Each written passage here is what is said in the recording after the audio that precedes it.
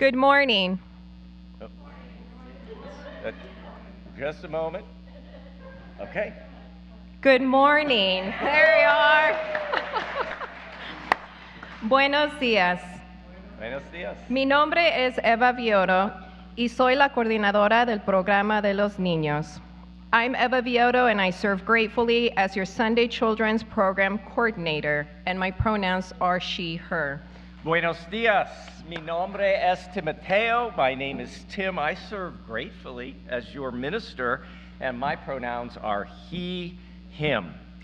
Today is National Superhero Day.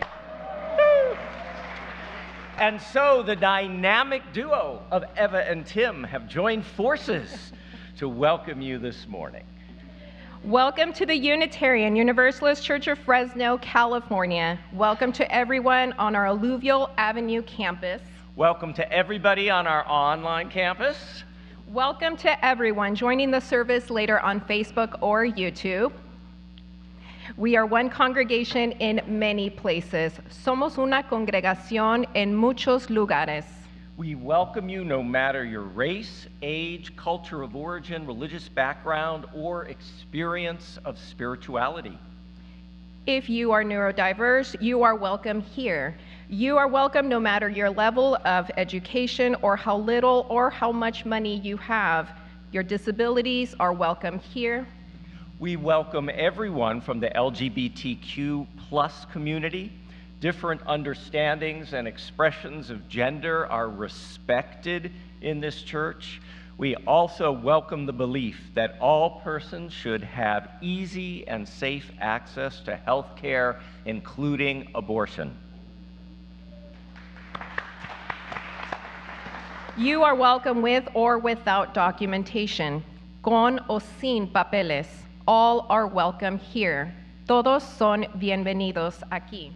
As Ian changes the slide, we honor the past, present, and future stewards of the sacred land on which our Alluvial Avenue Church campus sits. We acknowledge that we worship on the traditional homeland of the Yokuts people.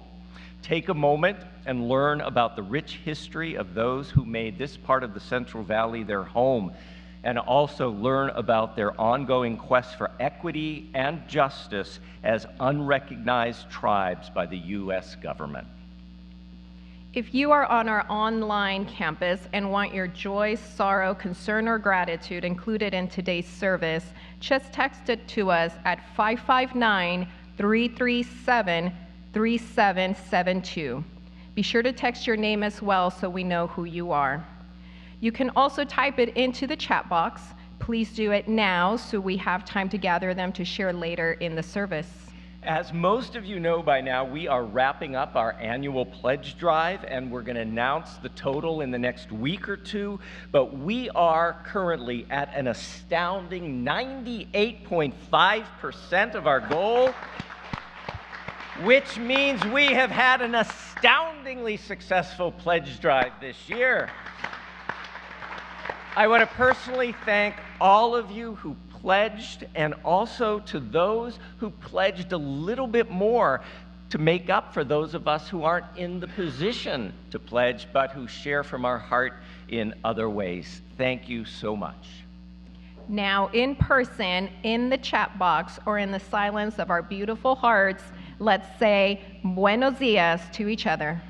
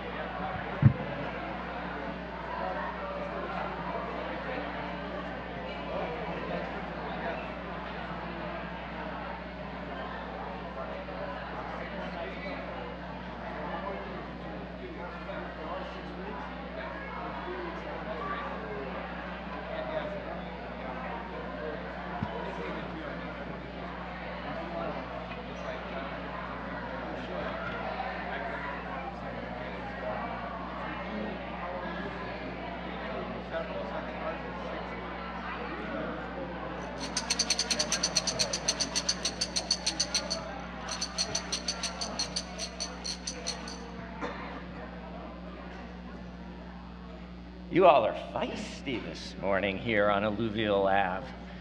As we prepare to begin our service that, among other things, will celebrate the octopus, let's allow the sound of the tingsha to take us to that quiet place within that knows that we are connected to all life, everything on our blue boat home.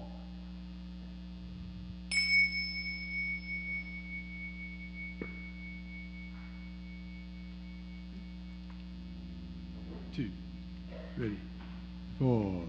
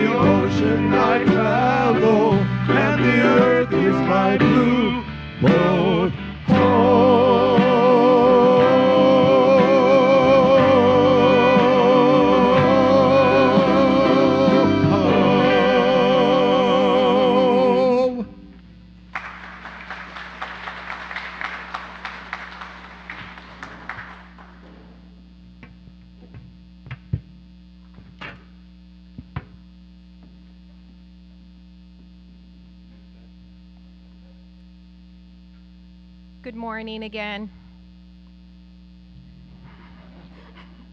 Good morning again. Buenos dias. If you have a candle or a chalice with you on our online campus, bring it close as we'll be lighting it soon.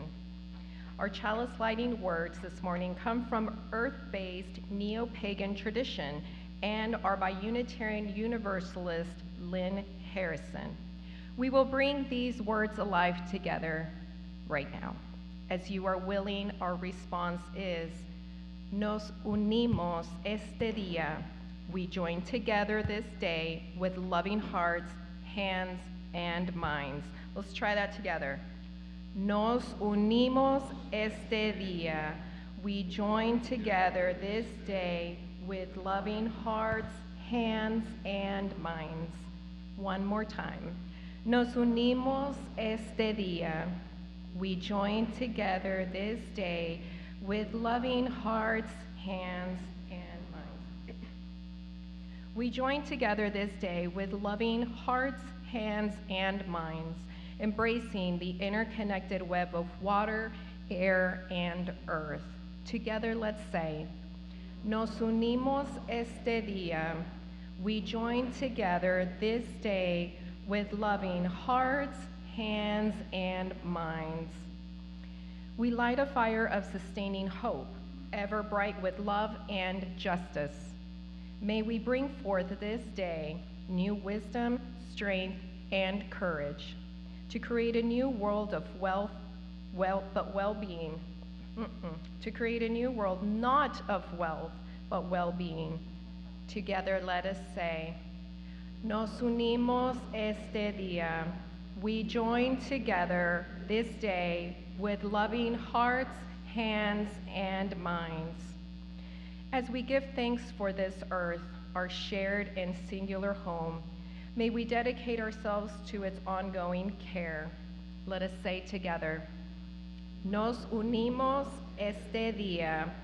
We join together this day with loving hearts, hands, and minds, rising to the calls deep within us and all around us. May we respond today and always with courage and with love. One last time. Nos unimos este día. We join together this day with loving hearts, hands, and minds. In that spirit, please light your chalice or candle at home as Zelda and Nula light our chalice here on our Alluvial Avenue campus.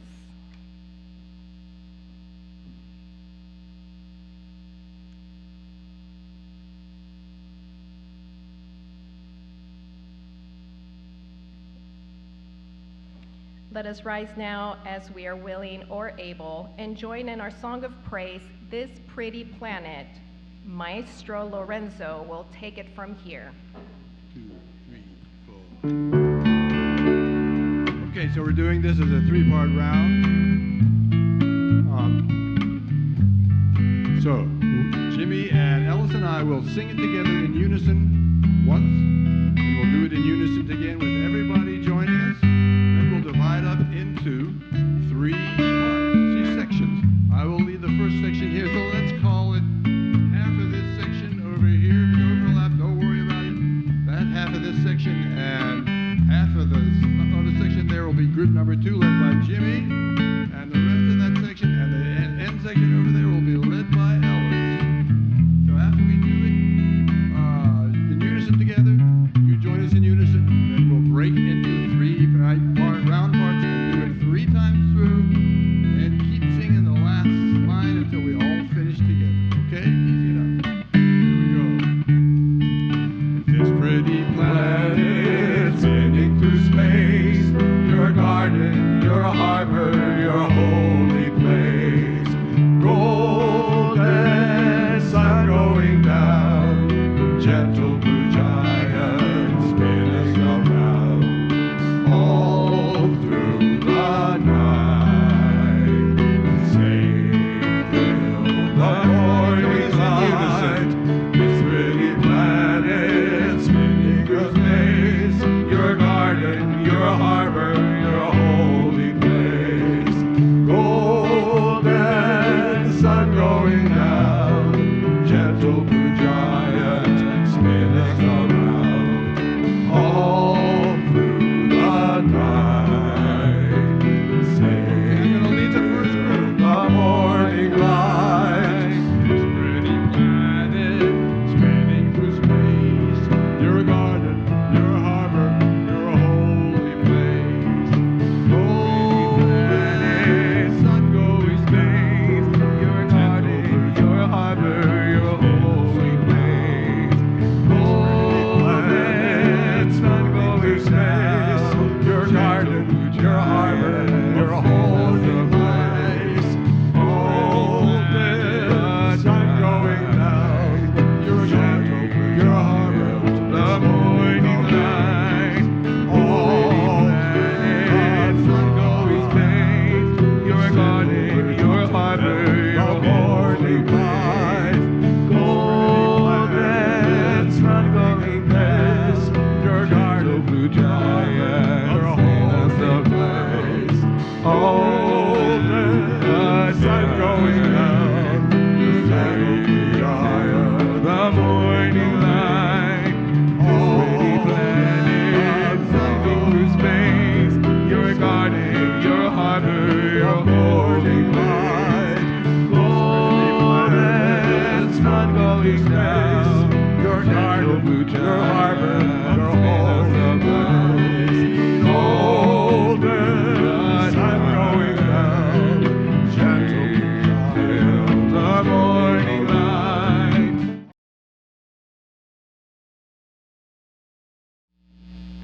Okay, is that better?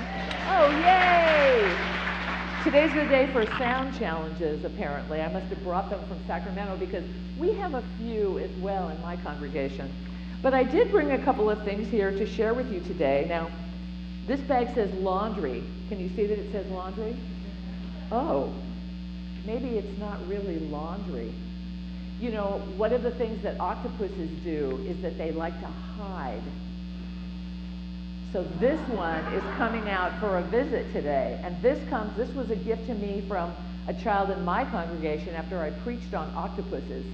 He had one like this, and I stole it at the end of the service.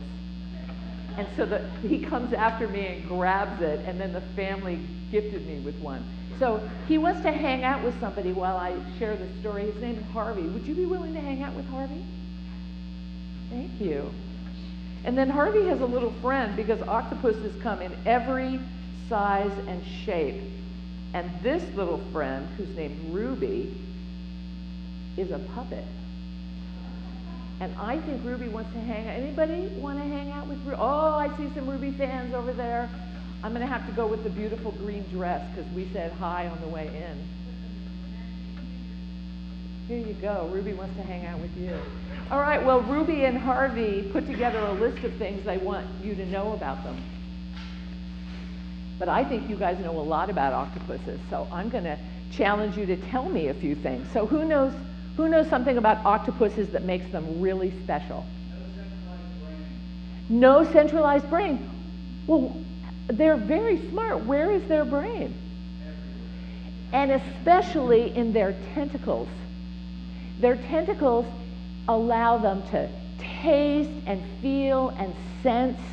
And if you saw the movie My Octopus Teacher, you'll know that the octopus would like press herself against the diver's chest and just engage deeply in sensing that person. So the octopus's brain and all of their sensory organs are all in those amazing tentacles. Their mouths are actually in their armpits. So they're not like us. Wouldn't you say they're not like us?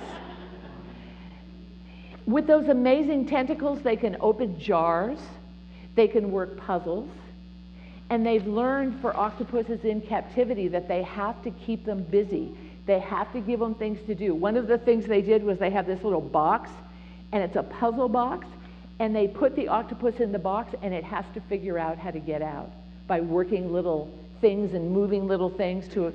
Because if they don't, the octopuses will find things to do. And one of the things they found to do was to squirt out the lights because the lights annoyed them. So they'd take their squirter and they'd squirt right into the light fixture and short circuit the lights in the lab room next to the tank. What else about octopuses? I'm sure you guys know more. Yeah, they have gardens. That's right, they do have gardens. They found one off of near Monterey. There was a thermal vent, and they found all these pockets where the octopuses had laid their eggs, and they were calling it an octopus's garden. Yeah. They can fit through small places, so their bodies have no bones, no hard pieces to them, and they can fit. There was an octopus in New Zealand who made an escape from his tank and made it down a drain hole, a small drain hole in the center of the floor. And fortunately for the octopus, it went right out into the ocean. He said, "I'm out of here, people." Yes. They can change their color patterns instantly. And they can make themselves look like other animals. Here, I want to make sure I cover what they want me to. They can be like jellyfish, sea snakes, crabs, to scare off predators. So why do you think they need to be so good at changing their color or looking like other animals? And why, but they don't really have any other way to protect themselves, right? They're completely vulnerable. They're squish. They have no bones, they have no protective coating. So they have learned over the centuries to adapt and to camouflage themselves. What else do I have here? Who knows who the biggest octopus is? It's the Pacific octopus, and it could get 30 feet across and up to 600 pounds. That's the octopus of the horror movies. There's a tiny little octopus that is, oh, where's that? It's on my other page. The tiny little octopus can be half of an inch long and weigh about 1 gram. But the most common octopus is about 12 to 36 inches long and weighs 6 to 22 pounds. But they're of every shape, size, and color that you can imagine. So we're going to talk a little bit more about octopus during our reading and our sermon today, but I'm really happy to share some of the exciting fun facts about octopus with you this morning. And Harvey and Ruby, you're welcome to hang out with your new friends, or your new friends can just bring you up here and put them right on the steps, whatever the friends prefer, but I do want to take them home. Thank you.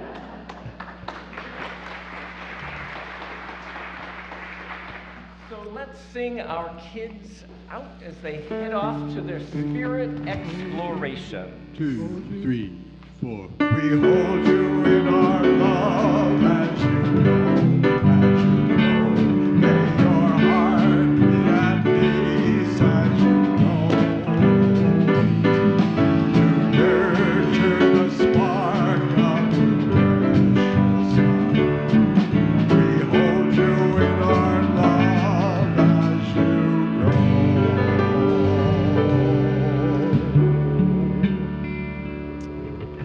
Octopuses breathe water, but we are human and we breathe air. So I invite us together to take in a nice breath, and as we breathe in, imagine we're breathing in peace into every cell of our body. And we breathe out love. And again, we breathe in peace. We breathe out love. One last time together. Let's imagine that peace is just being breathed into our lungs, into our bodies. We breathe out love. We continue breathing together with the intention of being together, being connected by our breath, by our heartbeat, by our beautiful humanity. And as we breathe, imagine for a moment that breath can carry you back over the last week, the last 7 days, the gift of living.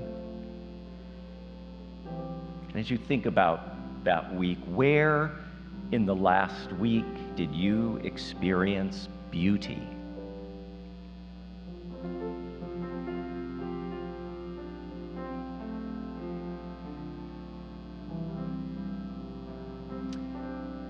A second question, how in the last week were you part of the world's love and not its hate?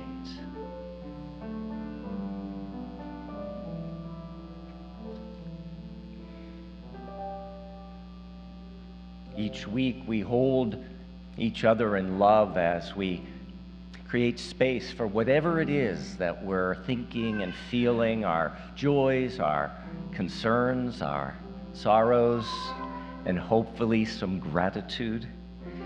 Some of us stop at the small table at the entranceway to the church where Mother Earth actually sits, a statue of Mother Earth, Gaia. Others of us texted us, and this is just a little bit of what is alive in the room. Ali is thankful for Desmond and Veronica for caring for our kids at paint night, so she appreciated the break and a night out on Friday. Andrew Livingstone has lots of joy. The weather, I'm feeling better today and seeing all my friends at church as Andrew continues his treatment and as he prepares for upcoming surgery. Devin and Claire are celebrating a new grandchild, Charlotte, born 6 weeks ago to our son Simon and his wife Kat. Welcome, welcome to little Charlotte. Sharon is feeling gratitude to Nancy H. for introducing her to Jean H. at KFCF 88.1. That resulted in a radio interview for Enough Gun Violence Brady. Jenny R. is feeling gratitude to Carrie for a wonderful hike yesterday. And we have a wonderful joy, Bev F., who has been facing multiple health challenges but keeps on going. Today is her birthday, and I think we are going to sing to Bev, sending her love and energy for her ongoing rehabilitation and getting stronger and stronger every day. Bev, we know you're there on the virtual campus. We love you. Let's all sing happy birthday. Happy birthday to you. Happy birthday to you. Happy birthday, dear Bev. Happy birthday to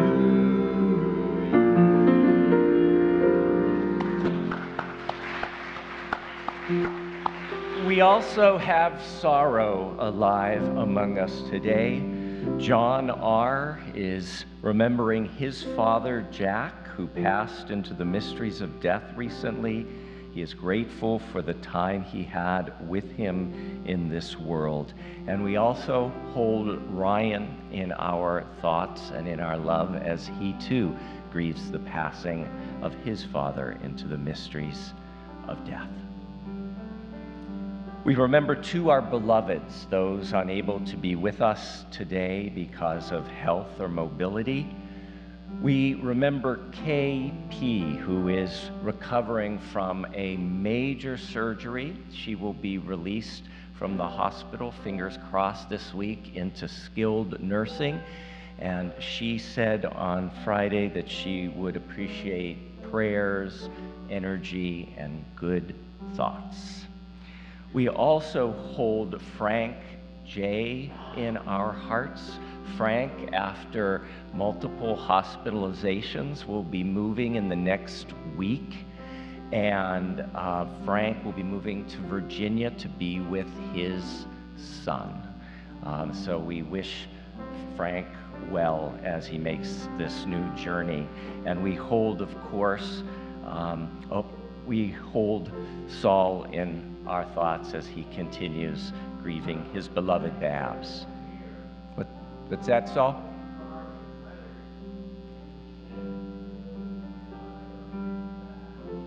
So Saul is saying he's appreciating cards and letters that people have sent. So thank you as you continue to celebrate and grieve Babs. We also remember Sam Z, and of course Bev F, Glenda R, Pat M. We continue celebrating in these last few days of April Arab American Heritage Month as it draws to a close. We acknowledge that Friday was Lesbian Visibility Day and that yesterday was the 30th anniversary of South Africa's Freedom Day. Every April 27th, which commemorates South Africa's pivotal first democratic election in 1994 that marked the official end of the racial segregation and oppression of apartheid. We also continue to grieve that during this Passover season, Israeli hostages continue to be held by the terrorist group Hamas. We also grieve the ongoing plight of the Palestinian people in Gaza. Over 34,000 have now been killed, the majority innocent children and women. Over 77,000 have been injured, and they are facing food, water, and health care shortages. This is a humanitarian catastrophe. And as our governing board did several weeks ago, we call for an immediate and permanent ceasefire. That is the moral and just thing to do. And so for all that has been shared this morning, for everything we're holding in the quiet privacy of our own hearts, we light our candle of community.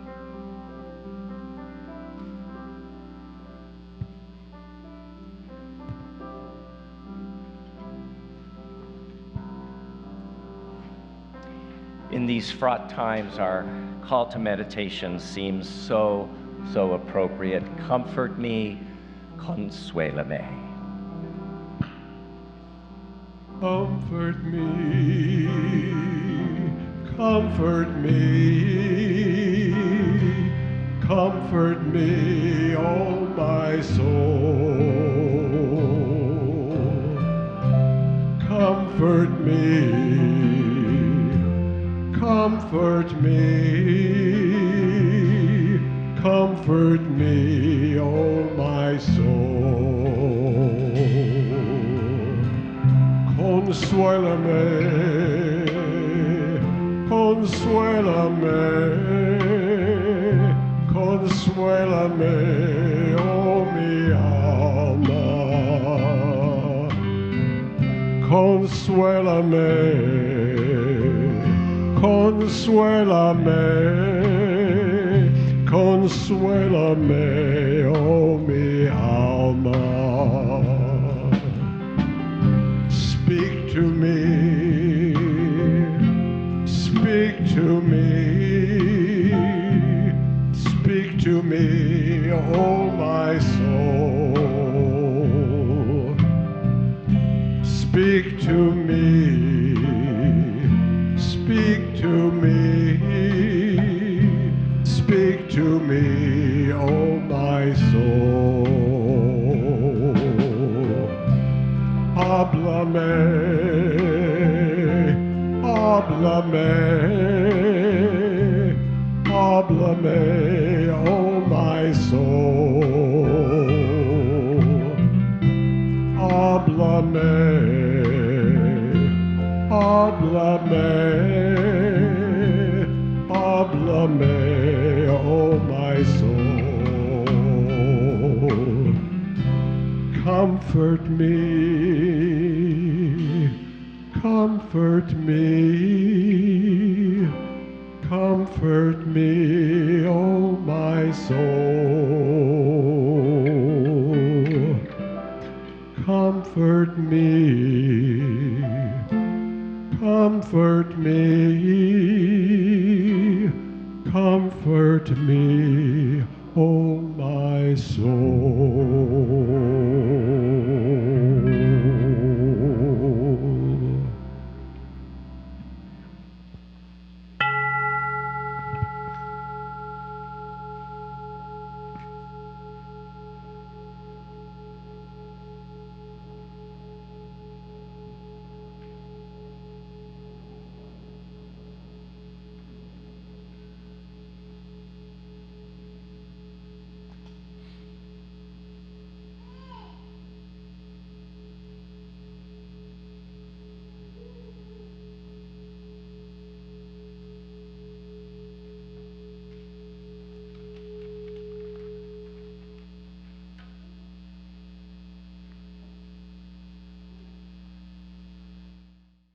Our words of prayer and reflection come from Dr. Martina McGowan, who is a physician, mother, grandmother, poet, and activist in the fight against social, racial, and sexual injustices.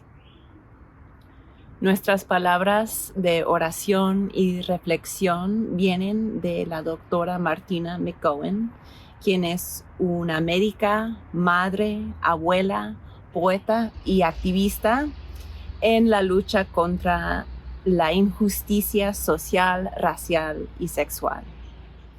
Dr. McGowan's debut book of poetry, entitled I Am the Rage, a Black poetry collection, received several awards, including the 2022 Honor Book for Best Poetry Award by the Black Caucus of the American Library Association. Let us join together in the spirit of reflection and prayer. Let us pray. Nos unimos en el espíritu de reflexión y oración. Oramos. The sea goddess calls. La diosa del mar llama. From oceans and streams she calls me, longing to the water's edge where joy and sadness linger. Creation and destruction. She chants in ancient rhythms my heart understands, the high-pitched tinkle of errant streams, the tenor of churning white water, the basso of the unsettled sea, imploring me to remember what is important. Heart pounding, keeping pace with the storm brewing inside, briny tears scorching parched lips. She calls again. Is this a good day to come home? Salt water stirring within and without, devoid of tears. No salt or water to lend to the living. I stand at the shoreline, hunting, hoping for healing, replenished at water's edge. Until that day, my answer becomes yes.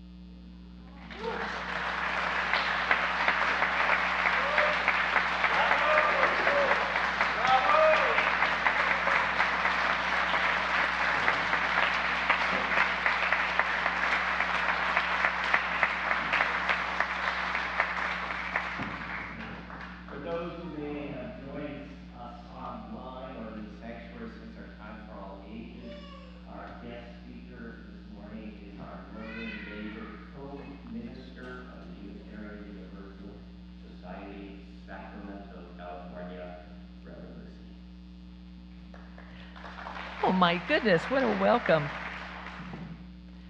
I want to share a reading this morning from a naturalist and author named Cy Montgomery. And it's from a book titled The Soul of an Octopus, a surprising exploration into the wonders of consciousness. She says, on a rare warm day in mid-March, I had a date with a giant Pacific octopus. I knew little about octopuses, but what I did know intrigued me.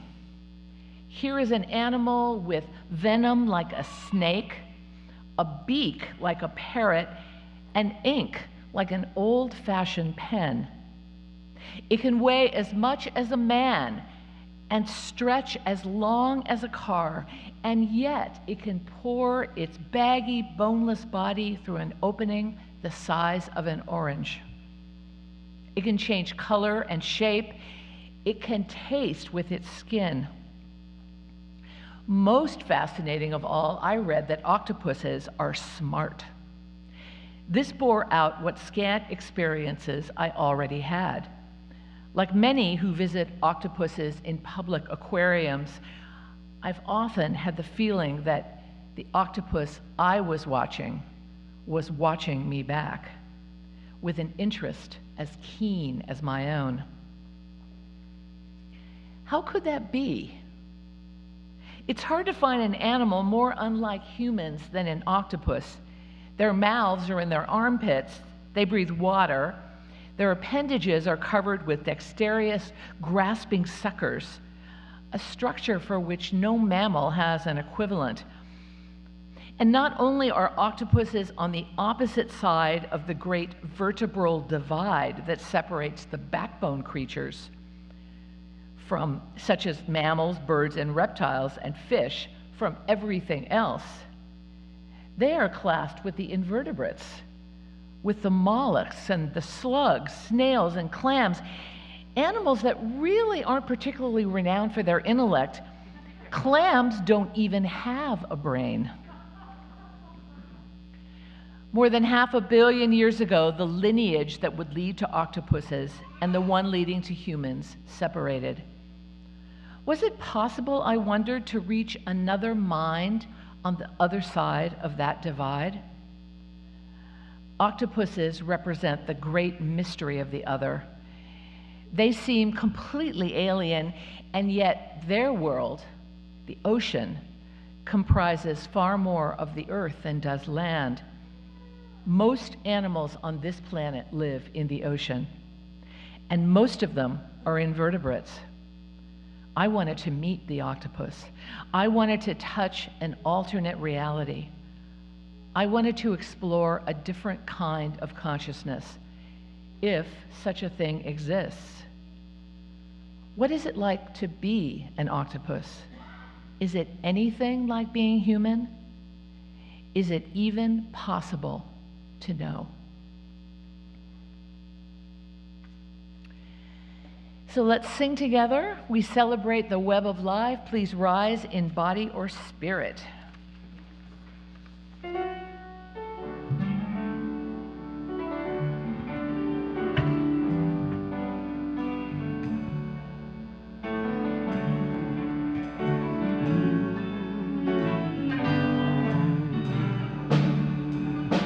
We celebrate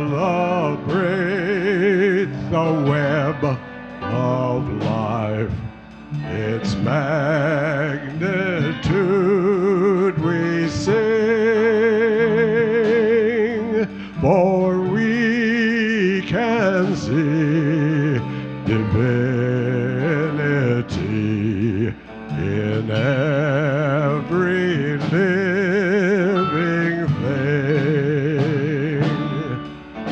A fragment of the perfect whole in cactus and in quail,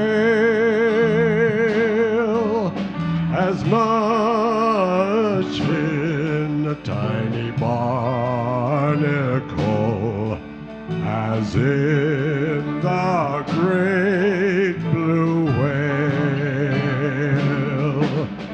A ancient dreams we are the sum, our bones link stone to star,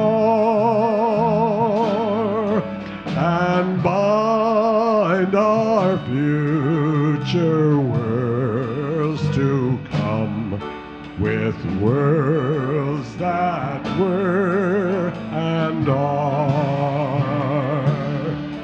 Respect the waterland and air, which gave all creatures birth.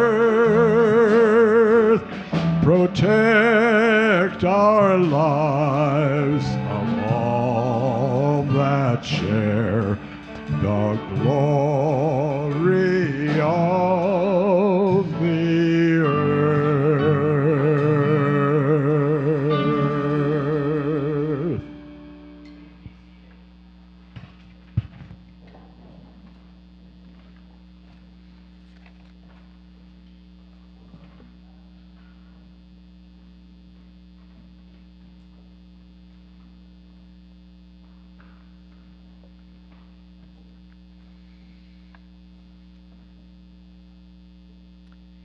It's totally improbable that octopuses exist.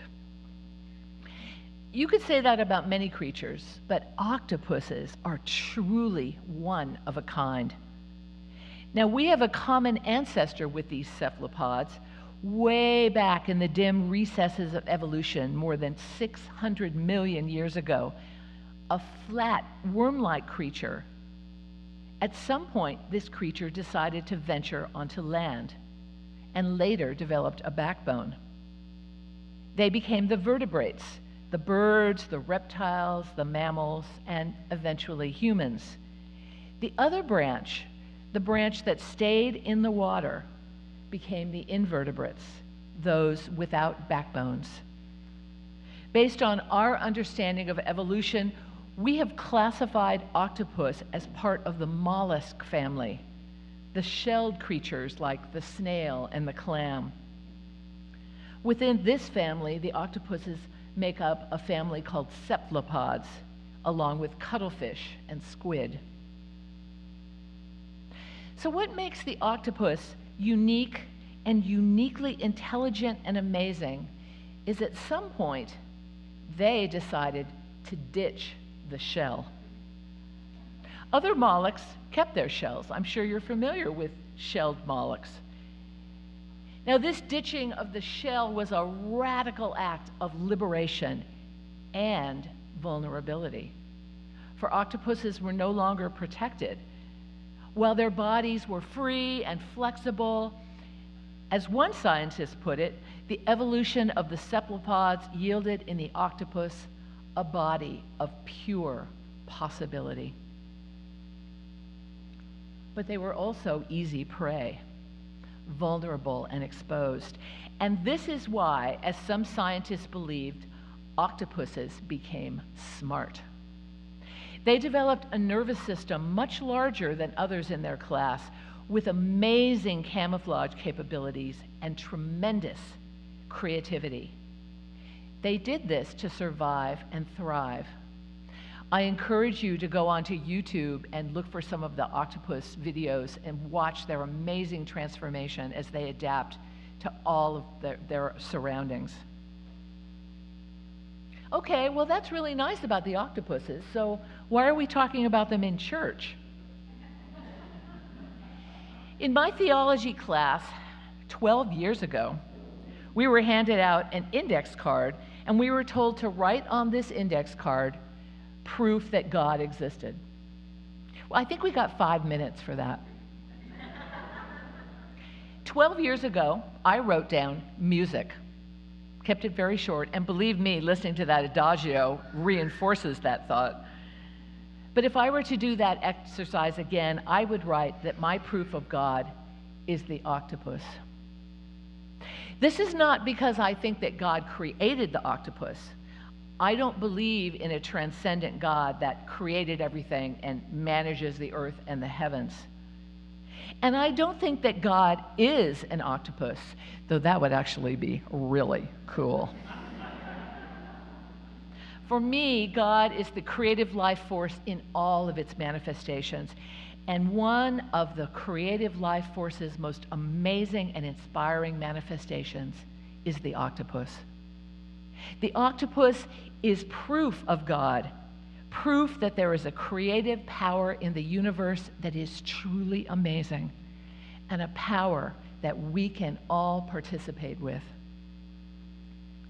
Now, of course, not everybody sees it this way, you can imagine.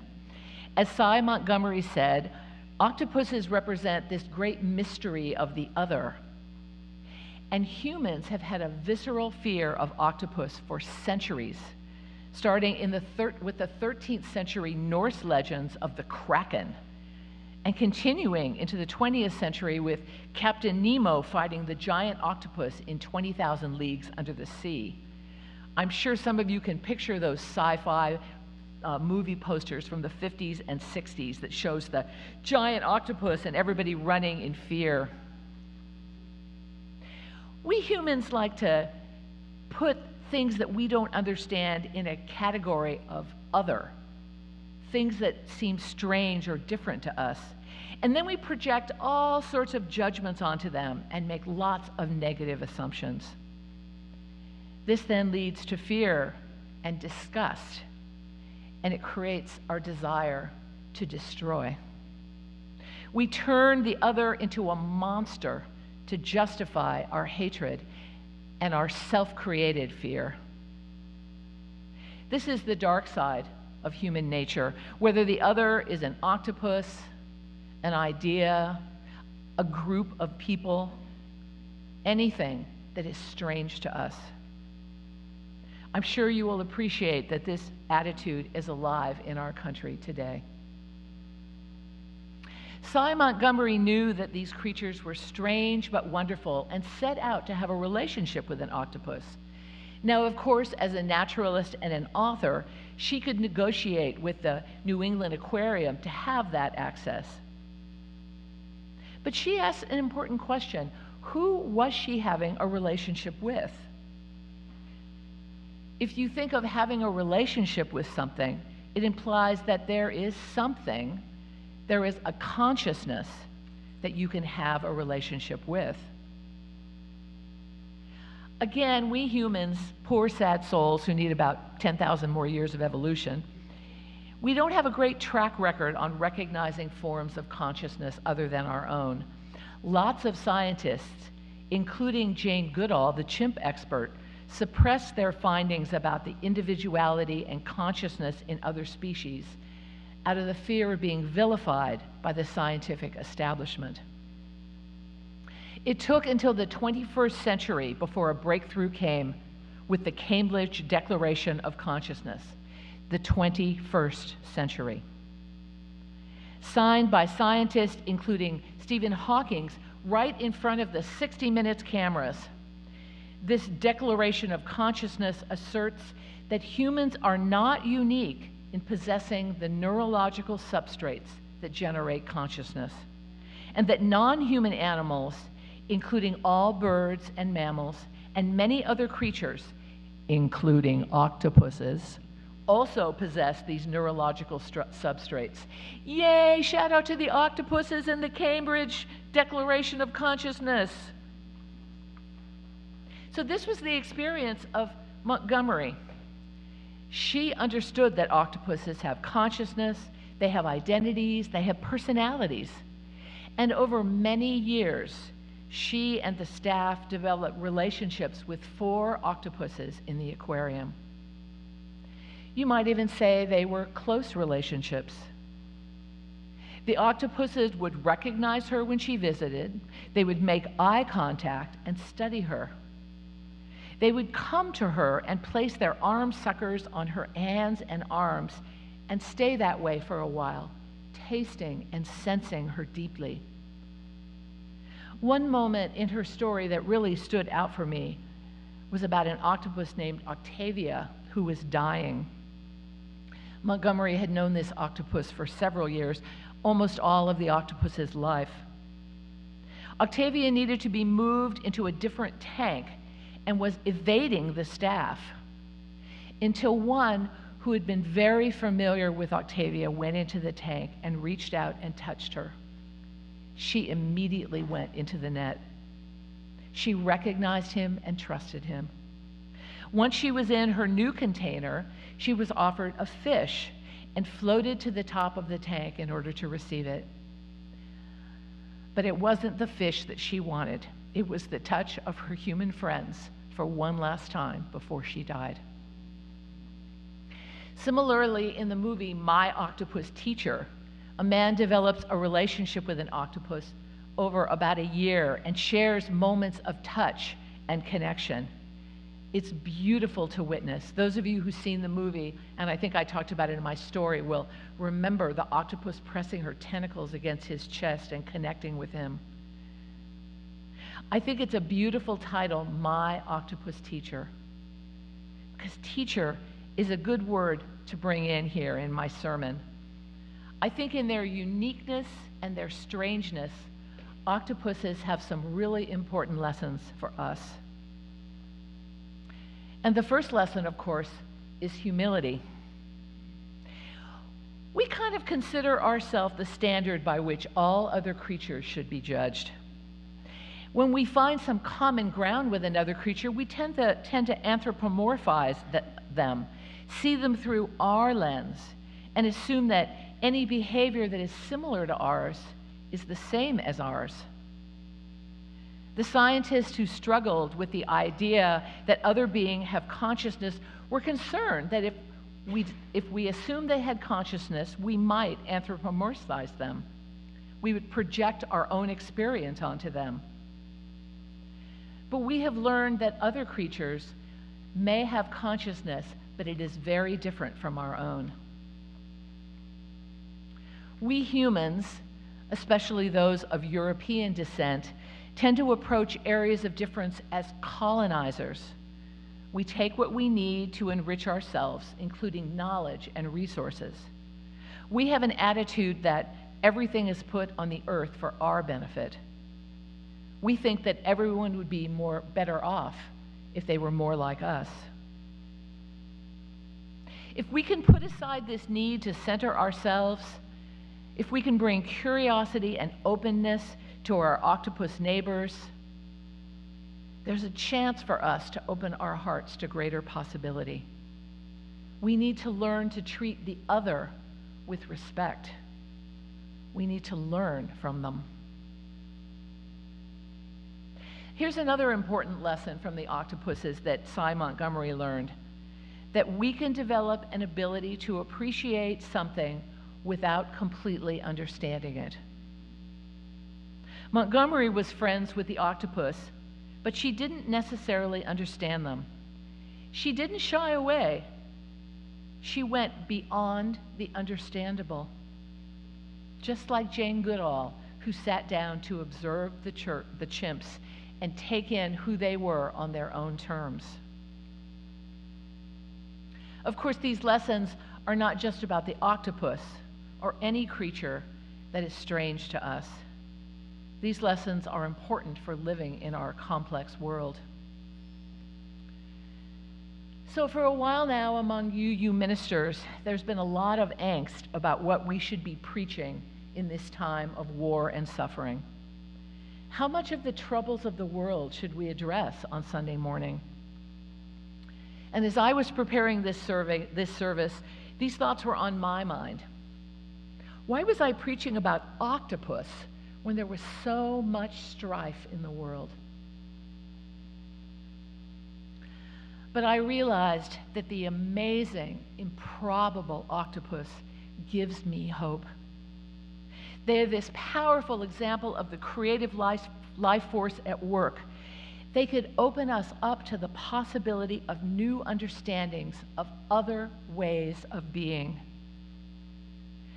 We humans are still very early in our evolution, and we really, I pray that we learn a way of being with each other beyond killing each other out of fear and hate. Experiencing the wonder of the octopus is a good start. if we can approach the world with humility and curiosity, if we can decenter ourselves enough to connect with those that are different from us, there is hope.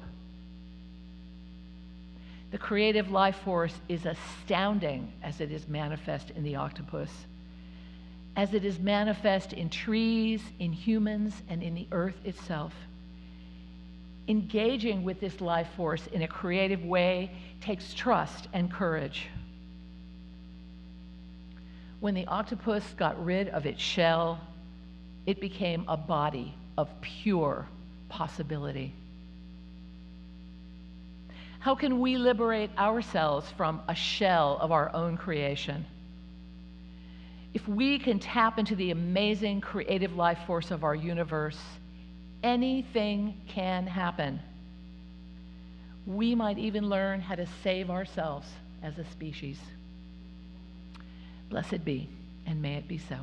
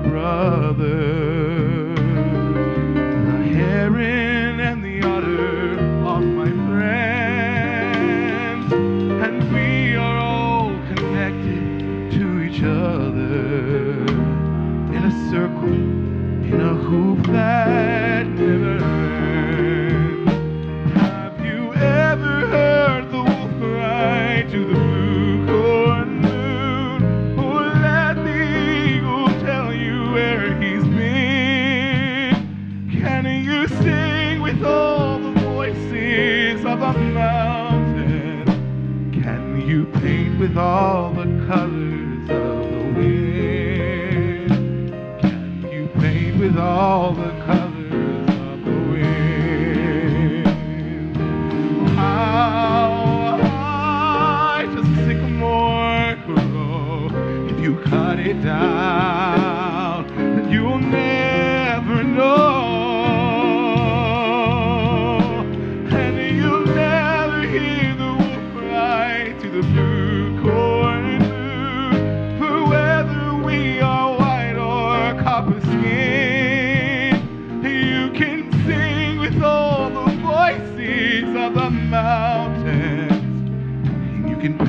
all the colors of the wind.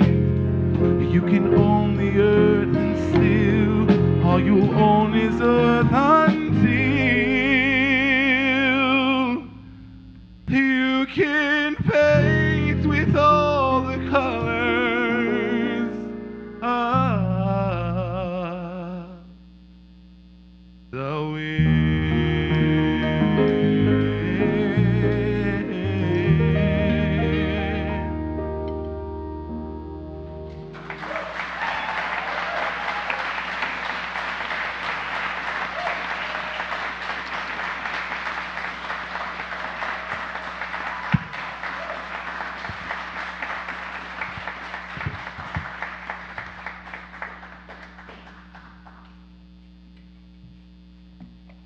Dear ones, a sermon like the one we just heard and a song like the one we just heard is perfect justification for holding an offering.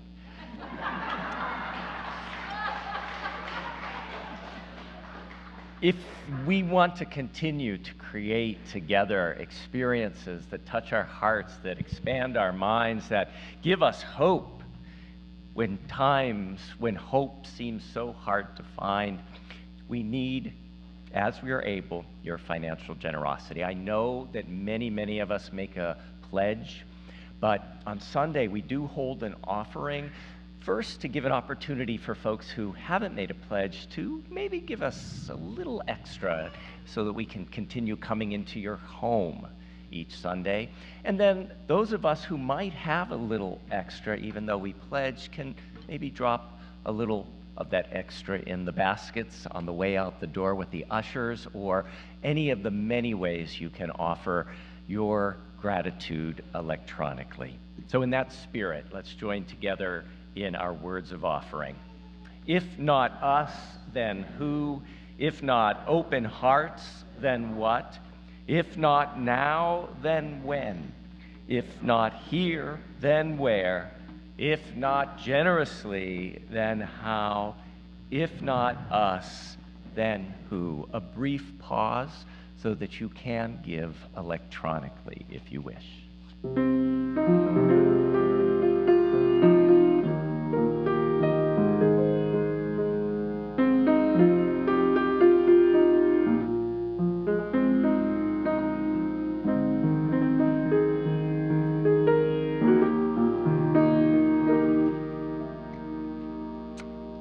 I am so grateful for today and our words and our music. As we extinguish our chalice, let us remember that that fire continues to burn. Let's join with Karen and Troy in our chalice extinguishing words. Extinguimos esta llama, pero no la luz de la verdad, el calor de comunidad o el fuego de nuestro compromiso. Estos los llevaremos en el corazón. We extinguish this flame, but not the light of truth, the warmth of community, or the fire of commitment. These we carry in our hearts. May it be so. Just a few quick reminders, but first, I just would like us to again express our appreciation to Reverend Lucy, our guest speaker. And Lucy, I know you're just about 3 hours away. We hope you will come back and inspire us again. And Jimmy, your stunning vocals. You bless us every time you're here. And Asher, if you would stand, let us appreciate.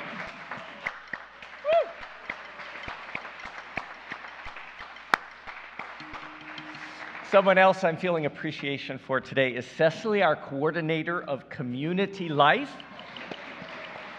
If you are new or newish and you want to get connected and figure out how to belong here, Cecily is so excited to help you do that. And she will be available during our coffee hour outside in the quad. Outside also, we will have a question and answer table with a board member. So if you're new and you're like, oh, how do I break the ice? We're going to break the ice for you. Just grab a cup of coffee, go sit at the table that says welcome, and the great conversation will unfold. Also happening outside today is our Get Involved Fair. So if you're just wanting to know some of the different ways you can become involved here at church, there's lots of tables from our teams. And as always, in the tradition begun by Patty Bennett, who I see out there today, there is a card. If you visit 4 tables and you get 4 stamps, you will be able to be entered into a drawing for a $50 gift card at Target. Also this afternoon at 12:15 in our Memorial Garden, we will have a memorial stone dedication for Joe Fox. Also today at 12:30, Ellis will be inviting all to join in a conversation, Our Planet, Our Purpose, celebrating Earth Day and thinking and learning from Indigenous knowledge. Letting you know, next week at this time, it's hard to believe, but it will be our all-church picnic. So after church, we'll be up the street at Railroad Park. And so come, bring your lunch with you, and then we'll head on up for some fun and some games. But the day before our picnic, Saturday, May 4th, from 9 a.m. to 3 p.m., we are going to have here on the sanctuary on Alluvial Ave, but also on Zoom, and a wonderful opportunity to learn from one of our great living Unitarian Universalist leaders, Paula Cole-Jones, the co-author of The Eighth Principle. And here with a personal invitation for you is Paula. Hi, I am Paula Cole-Jones, a lifelong member of All Souls Church Unitarian in Washington, D.C. You may know me being affiliated with the work to help spread the message of the Eighth Principle. We're inviting you today to join us in an upcoming workshop where we will explore how to live more fully into your vision of embodying the Eighth Principle and becoming a more diverse, intercultural, beloved community. The workshop is entitled A Community of Communities, Exploring Diversity, Growth, and Belonging. I am excited about the future of Unitarian Universalism, and I look forward to meeting some of you soon. Take care.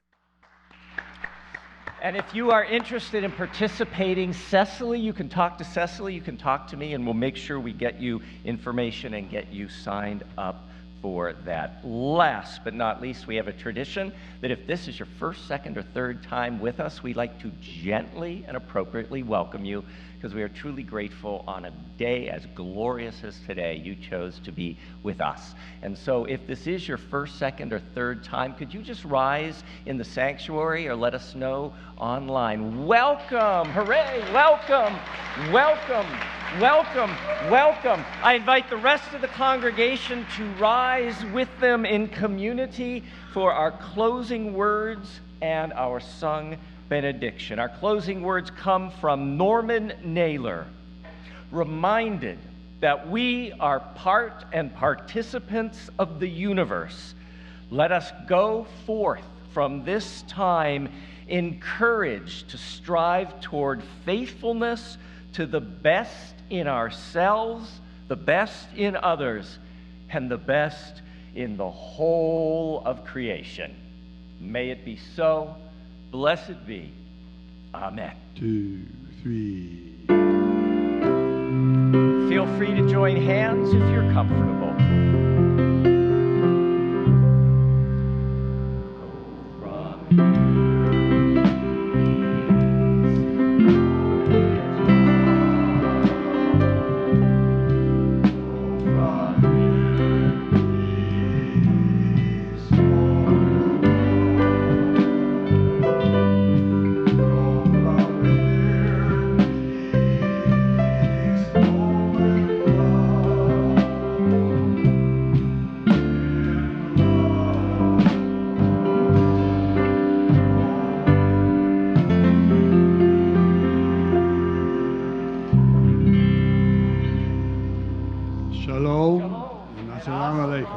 2, 3, 4.